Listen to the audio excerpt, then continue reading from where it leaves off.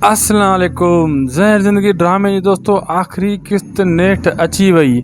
बिल्कुलु दोस्तों आख़िरी क़िस्त जी जेको आहे अनाउंस कई वई आहे, इहो बि तव्हांखे ॿुधाईंदासीं। इहा आख़िरी क़िस्त कॾहिं ईंदी ऐं छाजे करे ईअं कयो वियो, आख़िरी क़िस्त लेट छाजे करे कई वई, छा इहे ख़बरूं जेकियूं हली रहियूं आहिनि कूड़ा सचा, वाक़ई आख़िरी क़िस्त यानी सुभाणे राति जेका क़िस्त ईंदी उहा ज़हर ज़िंदगी जी आख़िरी क़िस्त अञा रहियल आहे। जेका हीअ क़िस्त पाण ॾिठीसीं इहा आख़िरी क़िस्त न हुई, इहो बि तव्हांखे ॿुधाईंदासीं इन में केतिरी सचाई आहे।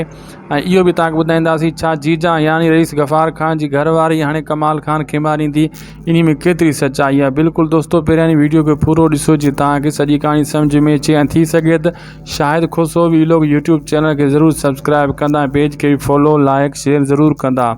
दोस्तों कल को वठी जॾहिं आख़िरी क़िस्त आई, जॾहिं रबन मरी वियो, हर को मरी वियो, तव्हां ॾिठो त माण्हुनि खे अफ़सोस थियो। जेका माण्हू हुया उन्हनि चयो त ज़ालिमनि खे छो तव्हां ड्रिघो रसो ॾिनो ड्रामे में, ऐं ज़ालिम खे छो न मारियो वियो, हीरो खे छो मारियो वियो। इन जे बाद असां काफ़ी राब्तो कयोसीं डायरेक्टरनि सां हेॾे होॾे, लेकिन कुझु जाइनि खां असांखे थोरी घणी ॼाण मिली आहे।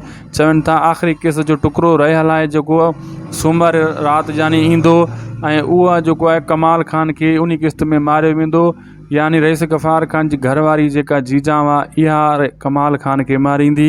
इहे अफ़वाहूं ॻाल्हियूं हली रहियूं आहिनि। कुझु जेका अदाकार हुया ज़हर ज़िंदगी ड्रामे में उहे बि इहा ॻाल्हि करे रहिया आहिनि त कमाल ख़ान मरदो, लेकिन हीउ जेको टुकड़ो ॾेखारे या रबन मरी वियो, सभु मरी विया, कमाल ख़ान छो न हो। ऐं माण्हुनि तनक़ीद बि ॾाढी कई सोशल मीडिया ते। इन जे करे हाणे इहा नंढिड़ो टुकड़ो ईंदो अॻे सूमर ते, यानी हिकु ॾींहुं को सुभाणे राति ॾिसूं उन में छा थो थिए। कूड़ा सचा ख़ुदा